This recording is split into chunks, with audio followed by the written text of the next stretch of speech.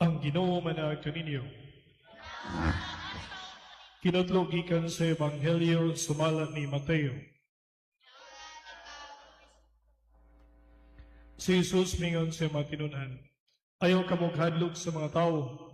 Walay tinaguan nga dili may bawan o walay sekreto nga dili mabutyag. Ang gisulti ko kaninyo diha sa ngit-ngit, kinahanglan isulti ninyo diha sa kahayag. Ug katong kamuray nagkamati, kinahanglan isinggit ninyo dito sa mga atok. Ayaw kamog hadlok nga itong mapatay sa lawas sa pandili makapatay sa kalag. Hinunuan, kahadlokin ninyo ang Dios nga magkalaglag sa lawas o sa kalag dito sa impyerno.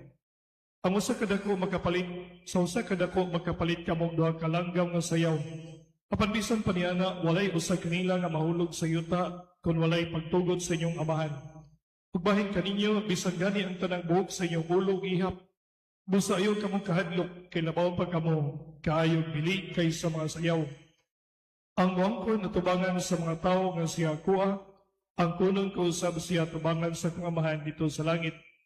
Apan ang dili wangkon nga siya kuha, dili ko sa mangkuno na tubangan sa kong amahan dito sa langit. Ang Ebanghelyo sa Ginoo.